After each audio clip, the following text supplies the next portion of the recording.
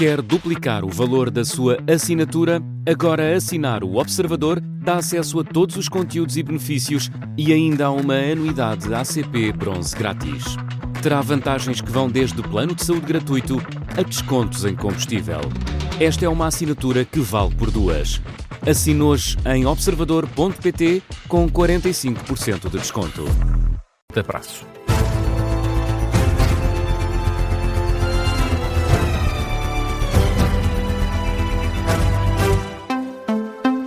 Uma da tarde, atualizamos as notícias na Rádio Observador e começamos com o número atualizado de votantes desta segunda volta nas eleições do Benfica.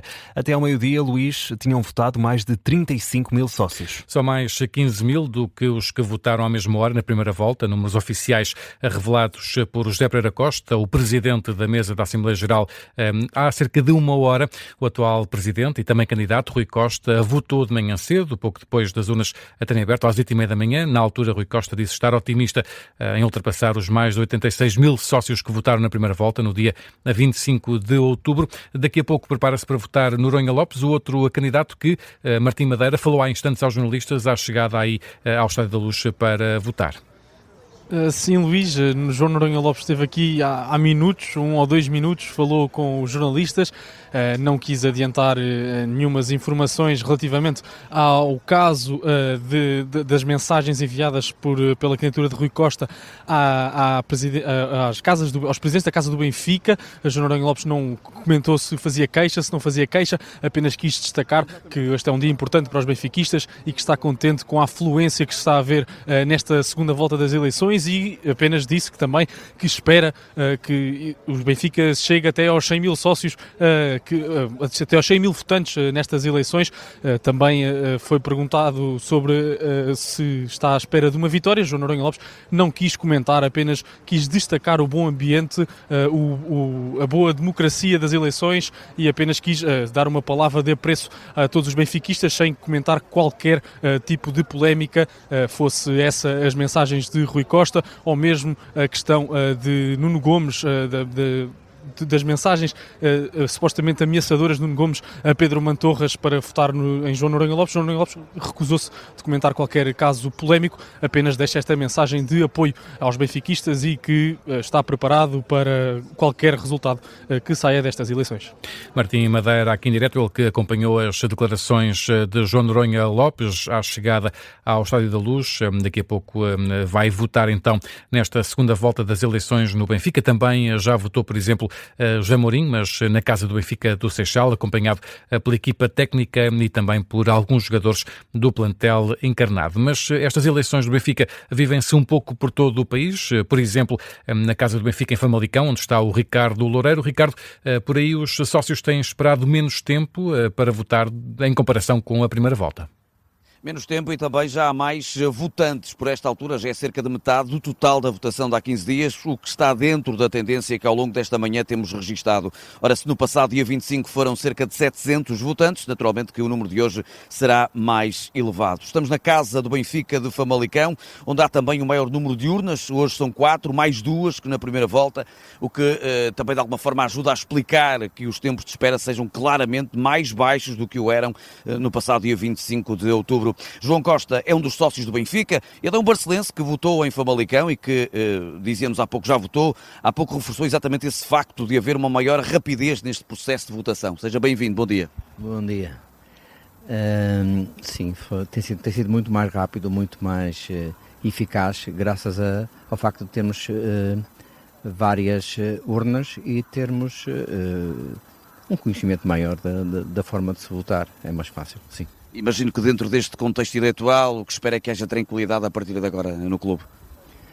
Sim, espero que acabem essas eleições e que o clube, que o Benfica seja, como disse há tempos, um só Benfica e que sejamos um só Benfica, obviamente. João Costa, ele que é sócio do Benfica, desde já aqui uma nota e em resumo das casas por onde fomos passando durante esta manhã, tem sido cumprida e até superada a expectativa do clube em relação aos tempos de espera, que é absolutamente residual e que também o é por cá em Famalicão, neste momento com mais votantes e mais uma vez num cenário bem tranquilo.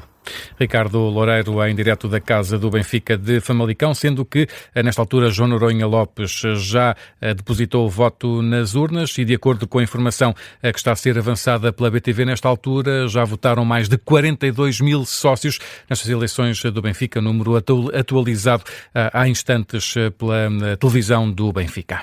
E falamos agora da Operação Marquês. O advogado oficioso de José Sócrates sente-se a prazo no processo, mas admite que gostaria de continuar a representar o antigo primeiro-ministro neste caso. José Manuel Ramos foi indicado como advogado oficioso de José Sócrates depois da renúncia do advogado Pedro de Lille. No explicador desta manhã aqui na rádio revela que escreveu uma carta a José Sócrates na qual se oferece para continuar a ser representante legal do antigo primeiro-ministro e a propor uma estratégia de defesa. Na carta que lhe enviei, eu modestamente disse que compreendo que poderá ter outras pessoas que melhor do que eu o possam representar, mas que eu tinha uma ideia para a defesa dele e já expus qual era. Claro que não vou dizer neste momento, até porque ainda não obtive qualquer resposta e primeiro preciso de falar com ele. Uma carta para a qual José Manuel Ramos ainda não obteve resposta. De resto, também já contactou com o advogado Pedro de Lille, que também ainda não respondeu. E apesar de considerar que está a prazo no processo, José Manuel Ramos diz que tem todas as condições para continuar com o processo em mãos. Eu acho que estou preparado para levar o processo até ao fim, se for necessário.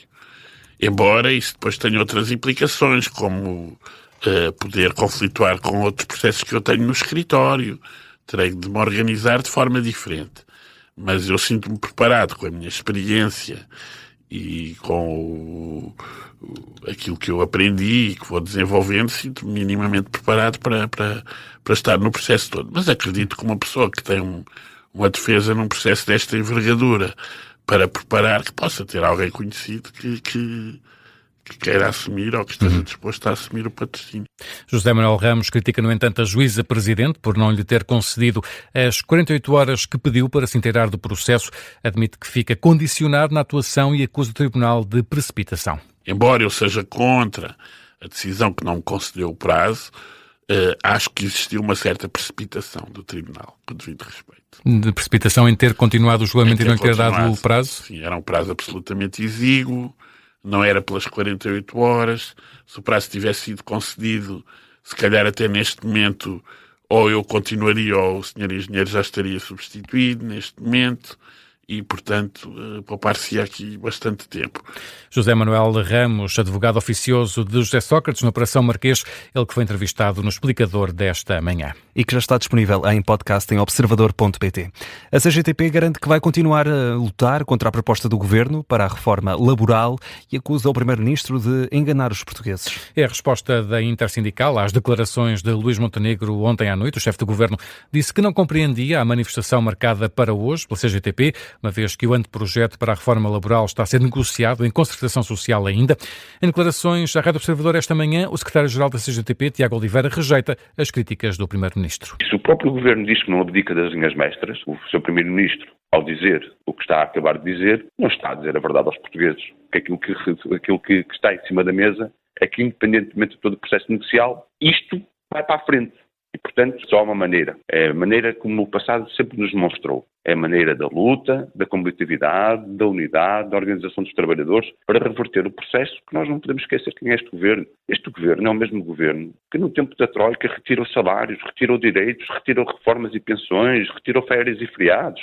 Tiago Oliveira não afasta, por isso, a possibilidade de uma greve geral em conjunto com o GT. A CGTP sai à rua mais logo à tarde em Lisboa, concentração marcada para as 2h30 da tarde. E a esta hora, Luís, 1h08, que outras notícias estão em destaque? O secretário-geral do PS pede ao Primeiro-Ministro para que intervenha em relação à situação dos estudantes estrangeiros em Portugal com estatuto de proteção por causa da guerra na Ucrânia. De acordo com a agência Lusa, José Luís Carneiro enviou uma carta a Luís Montenegro com data de ontem a referir que estes jovens estão a ser notificados para sair do país. Por isso, o PS apela ao Governo por uma solução humanista para estes estudantes. Os partidos entregaram mais de 2.100 propostas de alteração ao Orçamento do Estado para o próximo ano. Isto de acordo com a informação disponível no site da Assembleia da República. Pelas 11h30 da manhã era esse o número de propostas que tinha dado entrada. O Chega foi o partido que apresentou mais alterações, mais de 600, o PCP mais de 500, o LIVRE mais de 300, o PAN, o PS, a Iniciativa Liberal mais de 100, já o PS e o CDS entregaram 54 propostas de alteração e o JPP 50. O FMI considera que Portugal deve reduzir as isenções fiscais e melhorar a eficiência da despesa pública, um conselho para manter o equilíbrio orçamental do próximo ano por causa do impacto das descidas do IRS e do IRC. Em comunicado, a instituição defende ainda a melhoria da resposta às pressões orçamentais decorrentes do envelhecimento da população. E amanhã, se acordar e não tiver eletricidade, não se assuste, não é nenhum apagão. Tem pesadelos com essa palavra. Não é mesmo. A Redes vai realizar trabalhos que obrigam a interrupção de fornecimento em várias zonas do país, nomeadamente em municípios de Faro, Lagos, Olhão, Lisboa, Oeiras, Sintra e Tomar. E Luís, aqui em Lisboa também? Sim, em Lisboa vai ser na freguesia de Campolide. Também vai haver situações de constrangimentos na União de Freguesias de Algés, Linda a Velha e Cruz Quebrada de Afundo e ainda na União de Freguesias de São João das Lampas e Terrugem. Sinto que não vou ser afetado, portanto já fiquei minimamente contente. Isto vai ser a que horas? Vai ser entre as 5 e as 11 da manhã, grosso modo, mas difere um pouco nas zonas. Também no Algarve, nas freguesias de Montenegro, São Gonçalo de Lagos ou Quelfes, ainda em Tomar, na União de Freguesias de Tomar, São João Batista e Santa Maria dos Olivais. Fique, por isso, com uma rádio à mão e ouça as manhãs 360 de fim de semana, por exemplo, logo cedinho. Exato, logo pelas 7. Quando quiser. E se não tiver eletricidade, já sabe, é ligar o rádio. Estamos por aqui, aconteça o que acontecer.